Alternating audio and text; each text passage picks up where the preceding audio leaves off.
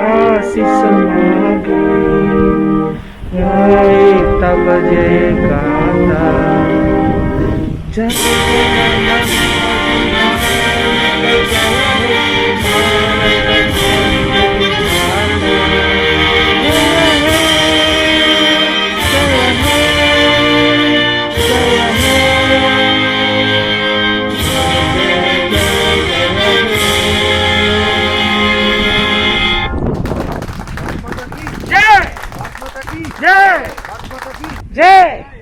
What is common to all are Indianness.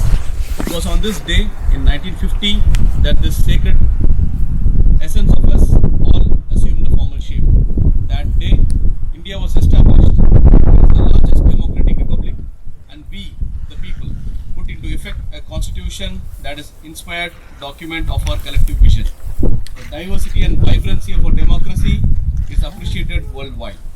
It is this spirit of unity and of being one nation which is celebrated every year as Republic Day. This year's celebrations may be muted due to the pandemic, but the spirit is as strong as ever.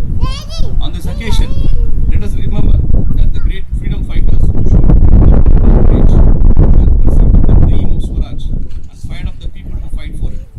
2 days ago, on 23rd January, all of us observed the 125th birth anniversary of Netaji Subhash Chandra Bose, who had adopted the energizing salutation of Jai Hind. His quest for independence and his ambition to make India proud inspires all of us. We are immensely fortunate that the Constituent Assembly, which prepared the document, included some of the best minds of the generation. They were the leading lights of our freedom struggle. After long years, the soul of India was reawakening, and these exceptional men and women were the harbingers of the new dawn. They discussed threadbare every article, every phrase, and every word on behalf of the people. The churning went on for close to 3 years. Eventually, it was Dr. Ambedkar who, as the chairman of the drafting committee, prepared the final version that has become our founding document. While the text of the Constitution deals with details of the workings of the state, it is quite long. The preamble sums its guiding principles: democracy, liberty, justice, equality, and fraternity. They form the bedrock on which our republic stands. These are the values that form our collective inheritance. These values have been accorded primacy in our constitution in the form of fundamental rights and duties of the citizens.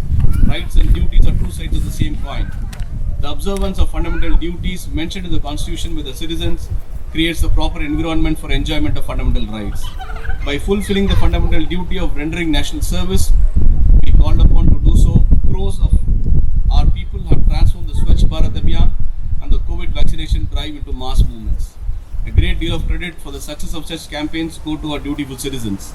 I am sure that our people will continue to strengthen the campaigns of national interest with their active participation and will demonstrate the same dedication. The Constitution of India was enacted and adopted with the Constituent Assembly on the 26th of November 1949, which we now celebrate as Constitution Day, but it was made effective 2 months later. This was done to mark that day in 1930 when India resolved to win complete freedom. From 1930 to 1947, every year 26 January is celebrated as Purna Swaraj Day, and that was the day chosen to put the Constitution into force. Writing in 1930, Mahatma Gandhi had advised fellow citizens how Purna Swaraj Day was to be celebrated. He had said, and I quote, "Remember that since we desire to attain our end by non-violent and truthful means only, we can do so only through self-purification. We should therefore devote the day to doing such constructive work as lies in our power to do." Unquote. Needless to say, Gandhiji's advice is timeless. He would have liked us to celebrate the Republic Day in the same manner. He wanted us to look inside, introspect, and strive to become better human beings, and then look outside, join hands with others, and contribute towards the making of a better India and a better world. Dear fellow citizens, the world has never been in much need of help as now. It has been over 2 years now, and humankind is still battling with the coronavirus. Hundreds of thousands of lives have been lost, and the world economy has been crippled. The world has suffered from unprecedented misery, and the surge after surge of new variants have been posing new crises. It has been an extraordinary challenge to humankind. The pandemic management was all the more difficult in India. We have a huge population density, and as developing economy, we did not have the level of resources and infrastructure needed to battle this invisible enemy.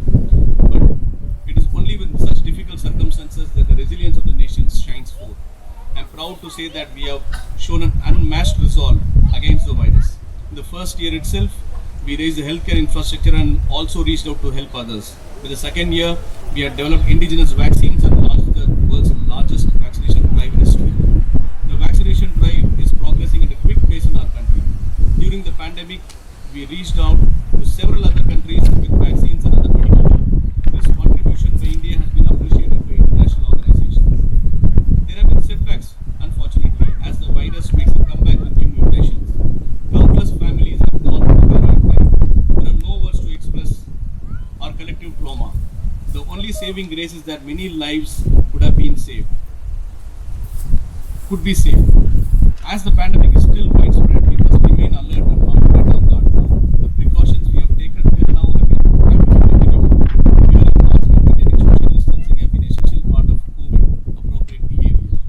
In the fight against COVID pandemic, it has now become a sacred national duty of every citizen to follow the precautions suggested by our scientists and experts. We have to discharge this duty till the crisis is behind us. A time of crisis has also made us appreciate how we all Indians are connected as one family. The time of social distancing has brought us close to each other. We have realized how much we depend on each other. Doctors, nurses, and paramedics have risen to the challenge, working long hours in difficult situations, even at the risk of their lives, to attend the patients. Others have kept the nation moving, managing supply chains and utilities. The leadership, policymakers, administrators, and others at the central and state levels have made timely interventions. Due to such interventions, the economy is on the move again. It is a testimony to India's spirit in the face of adversity that the economy is projected to grow at an impressive rate in this fiscal after going through a contraction last year. This shows the success of the Atmanirbhar Bharat Abhiyan launched in the previous year. The government has shown relentless focus on reforming every economic sector and providing a helping hand wherever necessary. The impressive economic performance is made possible due to the improvement in agriculture and manufacturing sectors. I am happy to note that our farmers, especially young farmers with small holdings, are enthusiastically adopting natural farming. Small and medium enterprises have played an important role in providing employment for people and imparting impetus to the economy. Our innovative young entrepreneurs have set new benchmarks of success by making effective of the startup ecosystem. It is a testimony to the success of our country's massive and robust digital payment platform that millions of digital transactions are being done every month. To reap the demographic dividend, the government has created the right environment with the national education policy that makes a perfect blend of traditional values and modern skills. It is gratifying to note that India has found a place among the top 50 innovative economies. It is all the more satisfying to note that we have been able to promote merit while also stressing upon all-round inclusion. Ladies and gentlemen, in the past year, our sportspersons have brought cheers as they have made the mark in the Olympics. The self-confidence of these young champions inspires millions today. In the recent months, I have witnessed remarkable examples of our people strengthening the country and society through their commitment and action in diverse areas. However, I'll mention only two such instances. The dedicated teams of the Indian Navy and Cochin Shipyard Limited have built an indigenous state-of-the-art aircraft carrier, IAC Vikrant, which is to be inducted into our Navy. Due to such modern military capabilities, India is now counted among the world's leading naval powers. This is an impressive example of moving towards self-reliance in the field of defense. Apart from this, I have found one special experience very touching. In a village called Sui in Bhiwani district of Haryana, some enlightened citizens who belong to that village have transformed the village under the Swaprerit Adarsh Gram Yojana, demonstrating such expressing affection and gratitude for one's own village or native land as birth immunity. There remains lifelong love and reverence for the native land in the hearts of grateful people. This example strengthens a belief that new India is emerging, a strong India, a sensitive India. I am sure that taking inspiration from this example, other resourceful people will also contribute for the development of their villages and cities. In this context, I would like to share a personal experience with all of you. I had the privilege of visiting my birthplace, that is village Parong at Kanpur Dehat district in the month of June last year. On reaching there, I naturally felt the urge to express respect for the sacred soil of my village and applied it on my forehead because I believe that I have been able to reach Rashtrapati Bhavan only to the blessings of my village. Wherever in the world I may be, my village and my country remains in my heart. I request the people of India who are successful in life due to their hard work and talent to always remember their roots, their village, town, or city. Also, all of you must serve your place of birth and your country in whatever way you can. If all the successful people of India work sincerely for the development of their birthplaces, then the whole country will benefit from the outcome of such local development. Dear fellow citizens, today it is our soldiers and security personnel who carry the legacy of national pride. In the unbearable cold of the Himalayas, in the excruciating heat of the desert, far away from their families, they continue to guard the motherland. This, thanks to the constant vigil of the armed forces, securing our borders, and the police personnel maintaining internal security within the country, that their fellow citizens enjoy a peaceful life. When a brave soldier dies on duty, the entire country feels sad. Last month, in an unfortunate incident, we lost one of the bravest commanders of our country, General Bipin Rawat, his wife, and many brave soldiers. The entire country was deeply saddened by the tragic loss. Ladies and gentlemen, patriotism strengthens the sense of duty among citizens. Whether you are a doctor or a lawyer or a shopkeeper or office worker, a sanitation employee or a laborer, doing one's duty well and efficiently is the first and foremost contribution we make to the nation. As the Supreme Commander of the Armed Forces, I am glad to note that it has been a watershed year for women empowerment in the armed forces. Our daughters have broken a glass ceiling, and permanent commission has now been allowed for women officers in new areas.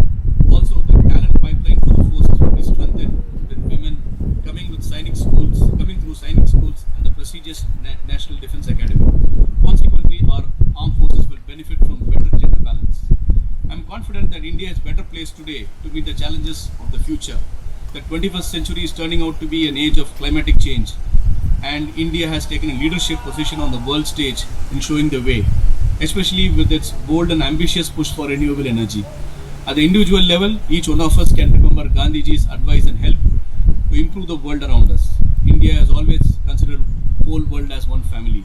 I am sure that inspired by the spirit of universal brotherhood, our country and the entire global community will move towards a more equitable and prosperous future.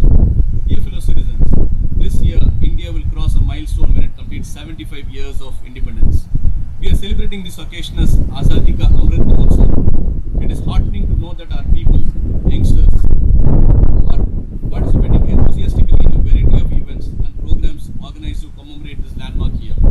It is a great opportunity of not only the next generation but all of us to reconnect with our past.